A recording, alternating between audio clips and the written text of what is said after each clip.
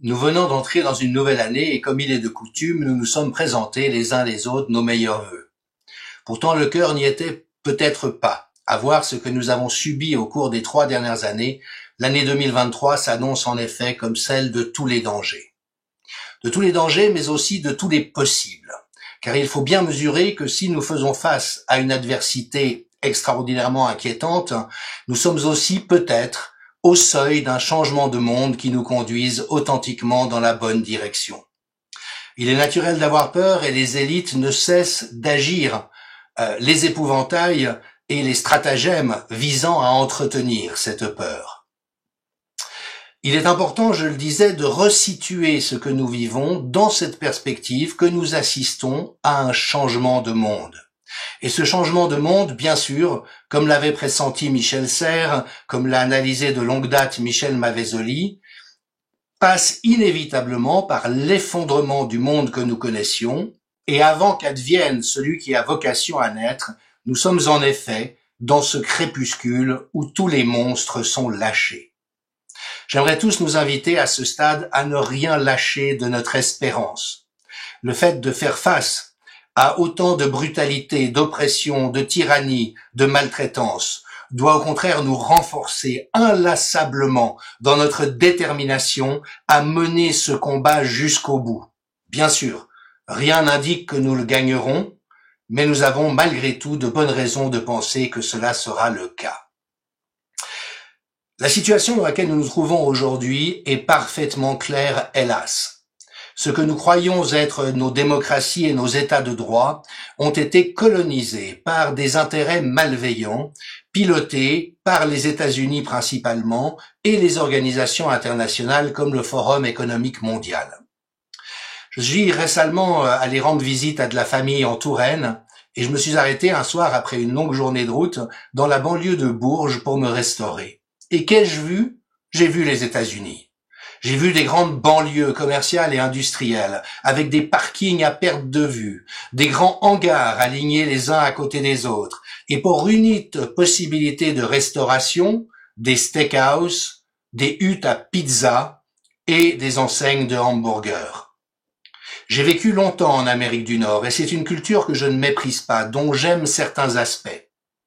Mais je vous confierai une autre anecdote. Lorsque j'avais 17 ans, et que mon regard de préadulte s'était bien ouvert, j'ai fait une longue visite, un long séjour aux États-Unis, en observant un ensemble de choses dont je me disais, Dieu merci, ça n'existe pas en Europe et cela n'arrivera jamais chez nous. Comme des publicités partout, y compris dans le sport, tous les maillots des sportifs étaient bardés de publicités. En Europe, à l'époque, l'amateurisme était de rigueur et pour les professionnels, il aurait été hors de question d'être l'homme sandwich d'intérêts commerciaux.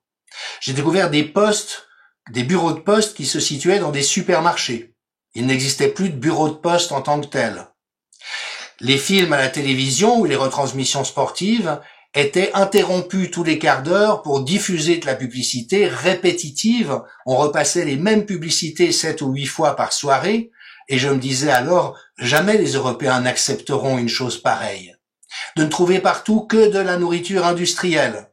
De m'arrêter dans des villes comme Miami Beach et de dire mais où puis-je trouver une librairie? Et de me faire regarder comme si j'étais un extraterrestre par des autochtones disant mais il n'y a pas de librairie à Miami Beach. Et donc ce monde si éloigné du nôtre, en qui j'avais confiance, qu'il ne parviendrait jamais à nous coloniser, aujourd'hui, c'est le cas. Et il faut bien mesurer notamment qu'autour du conflit ukrainien, ce qui se joue, c'est le vieux plan anglo-saxon, américain et britannique, pour empêcher à tout prix l'alliance de l'Europe et de la Russie. Si l'Europe, avec son savoir-faire industriel, intellectuel et technique, peut bénéficier librement des ressources énergétiques et des matières premières de la Russie, à ce moment-là, on a un pôle d'intelligence et de compétition qui fait rivalité avec le monde anglo-saxon. Ce que je vous indique là a été énoncé de longue date par les géostratèges américains, et notamment Brzezinski qui a été l'éminence grecque d'un certain nombre de gouvernements. Kissinger, ça n'est pas un scoop, ça n'est pas du complotisme, cette préoccupation quant à la force européenne existe de tout temps aux États-Unis, et que voyons-nous aujourd'hui? C'est que L'Union européenne n'est plus l'Europe, c'est l'union colonisatrice des États-Unis sur l'Europe, avec pour agenda de conduire les peuples européens à la faillite, mais également de déstructurer les identités européennes. Toute la beauté de la diversité, c'est qu'un Italien est un Italien, un Espagnol est un Espagnol, un Allemand est un Allemand, un Suédois est un Suédois, un Anglais est un Anglais, un Français est un Français. Et c'est cela que les élites mortifères, délétères et perverses qui sont au pouvoir veulent absolument pouvoir détruire. Nous sommes donc piégés dans un ensemble de situations, et à ce stade, il faut être d'une naïveté indécrottable pour continuer à imaginer que l'épidémie tout à fait modérée selon les standards en la matière de SARS-CoV-2 a été la cause réelle de toutes les mesures qui ont été prises. Celles-ci, je le redis encore une fois, qui étaient contraires à tout ce que nous savions devoir faire, n'ont fait qu'une chose, c'est de mettre la population sous stress, de garantir qu'il y ait la casse maximale au sein de la population, de détruire l'hôpital public, d'éjecter de l'univers médical tous ceux qui ont encore un cerveau ou une éthique, et de commencer le travail de destruction du tissu socio-économique de nos sociétés. J'avais déjà alerté à l'époque, les mesures prises sans aucune justification sanitaire vont conduire à la faillite, disais-je, de dizaines et de dizaines de milliers de restaurants, de petites et moyennes entreprises, de commerces, de tout ce qui fait la vitalité d'une société. Nous sommes aujourd'hui profondément maltraités, ça n'était que le début. La crise énergétique qui est créée de toutes pièces, nous pourrions aujourd'hui encore avoir une énergie à des coûts tout à fait raisonnables, qui permettrait aux forces vives économiques de ce pays de survivre et de prospérer. Tout ça a été attaqué impitoyablement par un président de la République et un gouvernement qui sont des traîtres aux intérêts de la nation. Nous nous confrontons aujourd'hui à des forces perverses, je le dis haut et fort. Nous ne pouvons avoir aucune confiance en Emmanuel Macron et en son gouvernement. Ce sont déjà des sociopathes, des individus machiavéliques, sans foi ni loi, qui ne respectent aucunement jamais leurs paroles, qui n'ont aucun égard pour l'intérêt ou le bien d'autrui et qui même ont une jubilation sadique quant à la destruction qu'ils infligent autour d'eux. J'aimerais vous lire un petit conte très connu, celui de la grenouille et du scorpion, pour illustrer mon propos.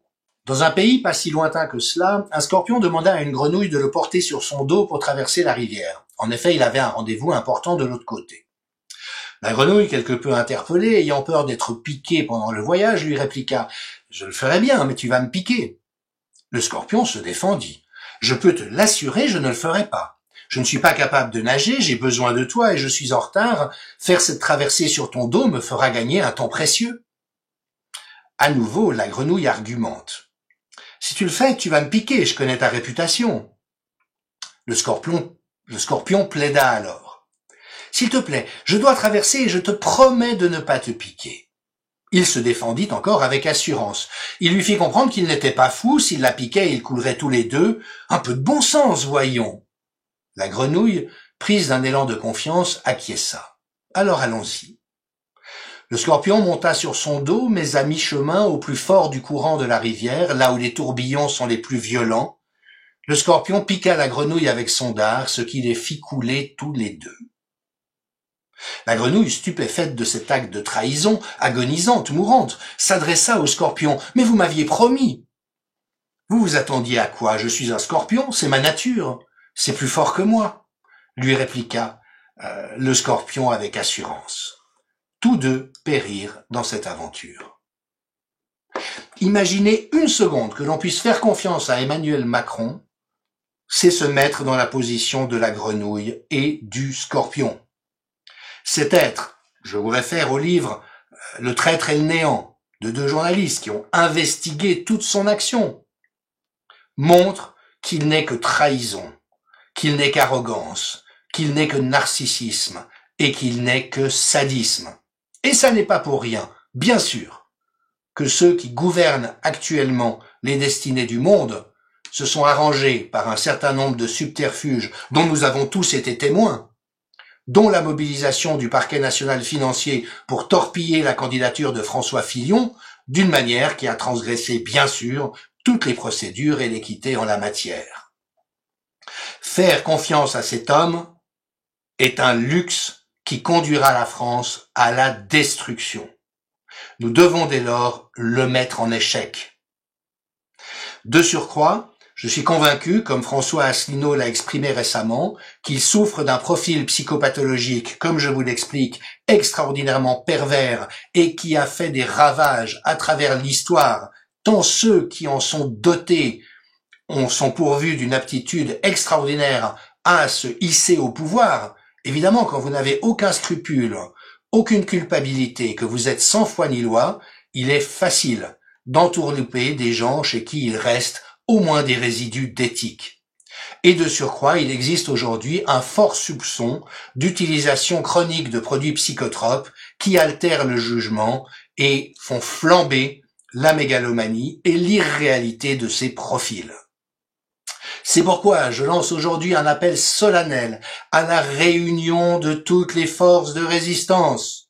Nous tous qui avons compris que nous sommes piégés dans un mécanisme morbide qui va conduire la France à la destruction, allons-nous tolérer plus longtemps de voir les commerces fermés les uns après les autres, de voir les boulangeries, les restaurants, les commerces de proximité être pris au collet, être asphyxiés, être étranglés jour après jour, alors que toute licence est offerte à des grands groupes transnationaux qui n'ont aucun égard, ni pour le génie des peuples, ni pour la sécurité et le bien-être des populations.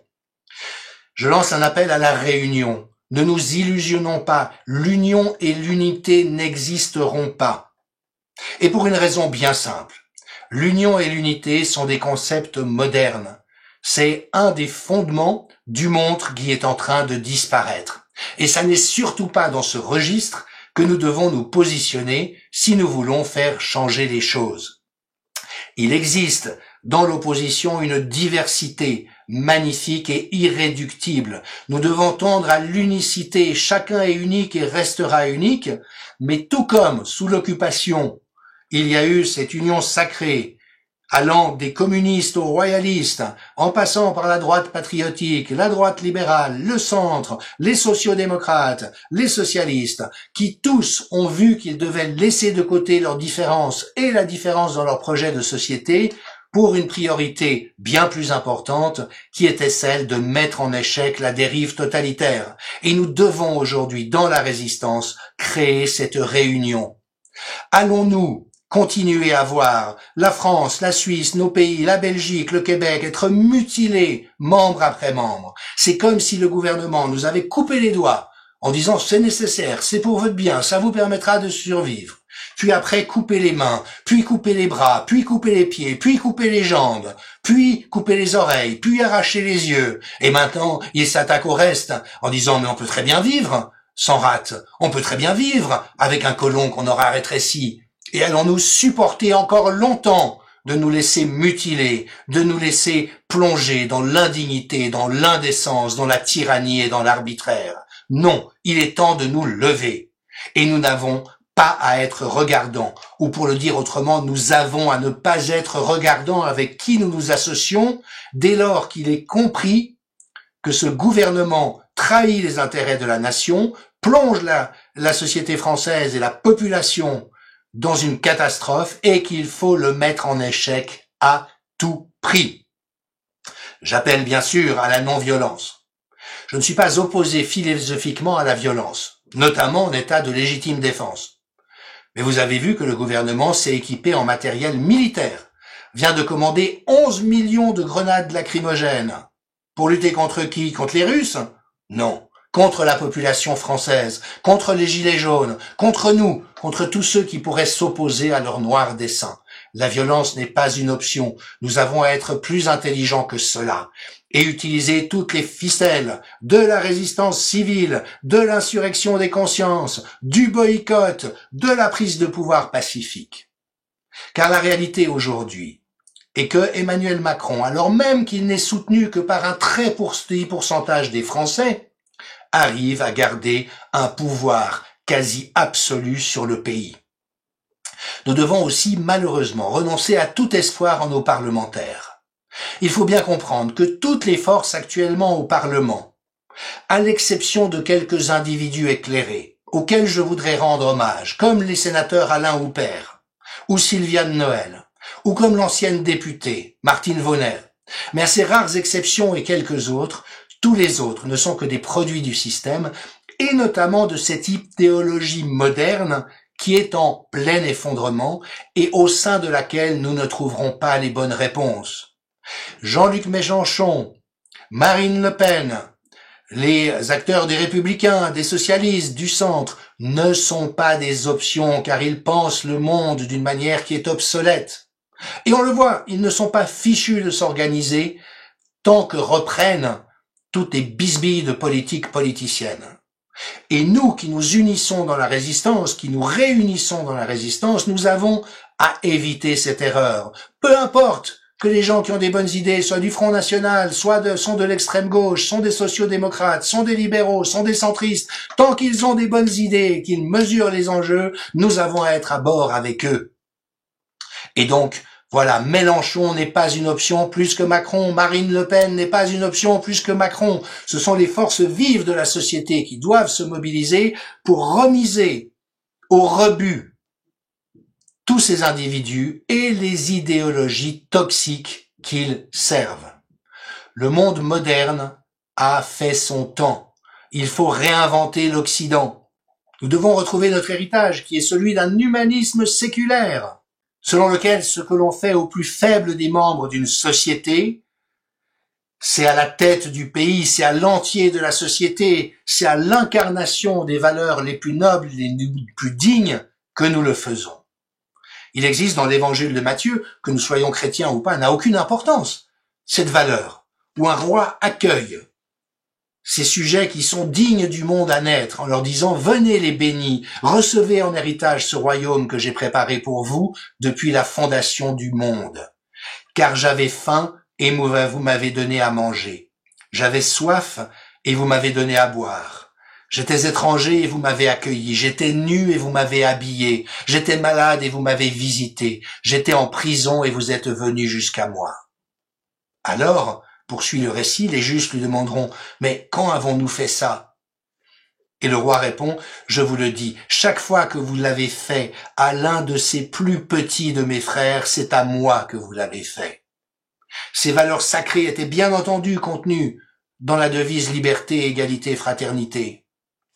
Dans le préambule de la Constitution suisse qui dit aujourd'hui encore « Seul est libre celui qui use de sa liberté », et la force d'une communauté se mesure au bien-être du plus faible de ses membres. Or, qu'ont fait nos gouvernements au cours des années écoulées? Ils n'ont fait que piétiner ces valeurs, ils n'ont fait que maltraiter, persécuter, mettre à mort parfois ceux qui étaient les plus faibles de ses membres. Dans le délire moderniste des élites, il y a cette idée qu'il y a des gens qui sont quelque chose parce qu'ils ont réussi et il y a ceux qui ne sont rien. Il y a les surhommes et il y a les sous-hommes. Il y a ceux qui sont utiles et ceux qui sont inutiles. Et ceci est la quintessence de la dégénérescence des valeurs de la modernité. Bien sûr, il est bien d'être rationnel. Bien sûr, il est bon d'être productif. Bien sûr, il est bon de mesurer les coûts. Mais quand chaque être est uniquement envisagé sous l'angle de son utilité, du profit qu'on peut en faire ou des coûts qu'il représente, nous avons basculé dans l'inhumanité, nous avons basculé dans l'indignité, et c'est cela l'agenda de nos élites. Parfois, je croise dans les conférences que je donne ou des réunions, des gens qui viennent me voir en me disant « Mais merci pour ce que vous faites, vous vous exprimez bien, vous avez de la culture, nous sommes des petites gens. » Et je ne saurais vous dire à quel point cela me touche. Parce que la vérité, c'est qu'il n'y a pas de petites gens. Ces gens sont des géants. Oui, peut-être ne maîtrisent-ils pas l'art de la persuasion ou l'éloquence comme je le fais. Peut-être n'ont-ils pas fait des études comme cela a été mon cas. Mais ils ont du bon sens, ils ont de l'humanité, ils ont de la générosité, ils ont de la décence. Ils comprennent les choses dans une sagesse populaire bien mieux que les élites politiques, académiques, économiques qui nous gouvernent et leur idéologie faisandée. Oui, il n'y a pas de petites gens, il n'y a que des êtres pourvus d'une dignité infinie, et nous qui sommes dans la résistance, nous devons nous battre pour ces valeurs. Chaque citoyen, chaque citoyenne, chaque être humain, qu'il s'agisse d'un bébé ou d'une personne à l'agonie à la fin de sa vie, est digne de notre considération, est digne de notre respect, est digne que nous nous battions de tout notre cœur pour la préservation inconditionnelle de leurs droits. En fait, nous sommes les accoucheurs d'un monde à naître. Regardez ce qu'ils ont fait autour de nous. Nos États sont surendettés. Et surtout, nous avons été aliénés à nous-mêmes et privés de notre monde. Un écrivain, Édouard Quinet, disait que l'exil, ça n'est pas de vivre dans un autre pays, c'est de vivre dans son propre pays et de ne plus rien reconnaître de ce qui le faisait aimer. Ils ont réussi à dévaster nos pays. Il n'y a plus d'économie de proximité. Les agriculteurs sont des esclaves au service de la pétrochimie et du grand capital. Les commerçants, les petits commerçants, ceux qui vous accueillent, qui discutent avec vous, qui savent ce qu'ils vendent, sont en train d'être laminés. Les restaurateurs, ceux qui font de la cuisine du pays avec les productions du pays, sont en train d'être éradiqués. Tout ce qui fait la proximité, la générosité, la bienveillance est dans le collimateur de ces élites qui veulent que vous soyez livrés par drone en commandant par Internet ce qui est produit à grande échelle. Eh bien, nous, notre projet de société, il est tout simple. Il est le contraire de cette abomination. Nous voulons des territoires qui soient vivants, où l'on produise l'essentiel de ce qu'on y consomme. Nous voulons un État qui soit au service des citoyens. Nous voulons des gouvernants qui sachent qu'ils ne sont que des serviteurs, qui se souviennent qu'ils ne sont que des serviteurs, et que leur plus grande grandeur et de leur plus grande dignité est d'en retirer le moins de profit et de fierté personnelle, mais que la société, les collectivités dont ils s'occupent, soient florissantes et qu'il y fasse bon vivre. Nous voulons des médecins, des hôpitaux, des services de santé qui soient au service de la santé de la population, qui en aient quelque chose à faire de ce que vivent les gens, mais aussi qui prennent soin de ceux qui y travaillent, en plein respect de leur intelligence, de leur indépendance et de leur dignité. Nous voulons des systèmes éducatifs, à la maternelle, à l'école primaire, au secondaire, à l'université, qui stimulent l'intelligence, la liberté de penser, l'esprit critique, le sens de la solidarité, le savoir travailler ensemble, qui mettent en valeur les qualités et les compétences propres à chacun. Nous voulons des systèmes d'aide sociale qui viennent en aide à toutes celles et ceux qui en ont besoin de la bonne manière, d'une manière qui ne les enferme pas dans des statuts dévalorisés ou considérés comme honteux, mais qui au contraire fournissent la bonne assistance le temps qu'il est nécessaire. Pour certains, ça sera pendant la durée de leur vie, mais qui gardent toujours ouverte que toute personne a une capacité contributive, elle a quelque chose à apporter aux autres. J'ai travaillé pendant quelque temps dans le comité d'une association qui s'occupe de donner des repas à des personnes souffrant de précarité, et j'étais vraiment très interpellé par le regard toujours porté sur ces gens, consistant à dire ils sont dans la précarité, voilà, ils sont fragiles. Mais non, c'est des gens qui avaient des parcours de vie extraordinaires. C'était des gens bourrés de compétences. Certains avaient été chauffeurs, certains avaient été enseignants, certains avaient été cultivateurs, certains avaient eu des professions libérales, certains avaient été ouvriers, certains avaient été actifs dans les quartiers, certains avaient élevé des familles. Il y avait un bouquet de compétences absolument somptueux. Et dans ce monde que nous voulons faire naître, nous devons privilégier les circuits courts, l'économie de proximité, mais aussi des systèmes, bien sûr économiques et commerciaux pour un certain nombre d'entre eux, mais également bénévoles ou communautaires de l'autre, où, c'est ça la clé, chacun ait la liberté d'apporter ce qu'il a à apporter dans le sens le plus noble aux autres, y compris dans des systèmes d'échange et de troc. Cette modernité qui s'effondre, elle nous a permis au cours des siècles de gagner un ensemble de choses. Il ne s'agit surtout pas de la diaboliser ou de la critiquer, mais dès lors que les individus ne sont plus perçus qu'en fonction des profits et des coûts qu'ils génèrent ou qu'on peut en tirer, dès lors que chacun doit être évalué en permanence pour savoir s'il entre dans le moule ou pas, nous avons à nous émanciper de ce carcan débile et mortifère pour créer dès aujourd'hui le monde de demain qui soit tout simplement le monde dans lequel il fasse bon vivre et dans lequel la dignité de chacun soit respectée. Ce n'est malheureusement pas par les corps constitués, ce n'est malheureusement pas par les systèmes démocratiques représentatifs qui existent aujourd'hui que cela se fera. Nous avons donc à les mettre en échec. Nous avons à en libérer pour reprendre notre destin entre les mains. Je n'ai aucune solution par rapport à ça, mais si des pervers peuvent, en n'étant que 3 ou 10% de la population, asservir l'entier, nous pouvons, si nous sommes 15, 20, 40%, imposer notre agenda d'une manière qui soit bénéfique pour tout le monde. Pour conclure cet appel à la réunion de nos forces, je nous invite à nous tourner de manière solidaire vers tous les acteurs de cette résistance éclairée. Je pense par exemple à France Soir. Mon ami Pierre Corry, médecin aux États-Unis, vient de faire une interpellation cinglante aux médias en disant « Nous savons depuis le début que les injections ne sont pas sûres, qu'elles vont créer d'énormes dégâts. Vous êtes complices de toutes les souffrances qu'elles infligent à la population parce que vous n'avez pas fait votre travail de nommer les choses honnêtement. » Je rends hommage à France Soir, à sa rédaction, à son directeur de la rédaction, mais aussi à tous les collectifs citoyens qui ont saisi cette enseigne historique, même si elle a changé, qui aujourd'hui comme alors joue un rôle majeur dans cette résistance. Je salue les autres médias indépendants, bien sûr, le Courrier des Stratèges, Kéros en Belgique, Covidub, l'Impertinent Média, Bon pour la Tête, Radio Libre en Suisse, tant d'autres initiatives, je pourrais pas les nommer tous. Il y a énormément de journalistes qui se bougent, il y a énormément de médecins qui se bougent, il y a énormément d'avocats qui se bougent, il y a énormément de petites gens dont nous faisons tous partie qui se bougent. Et nous devons les soutenir. Laissons de côté nos divisions, laissons de côté les critiques que nous pouvons porter les uns avec les autres. Tous ceux qui cherchent à mettre en échec le gouvernement Macron et la représentation nationale qui n'est plus digne de représenter la nation doivent pouvoir être accueillis dans ces mouvements.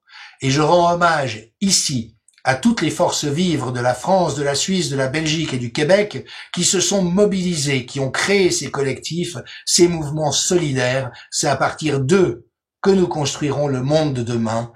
Et donc, faisons de 2023 l'année où nous mettrons en échec en nous appropriant les bons instruments, les bonnes compétences, les bons savoir-faire et les bons outils, la caste dégénérée et pervers qui nous conduit droit dans le mur à notre perte. Bonne année.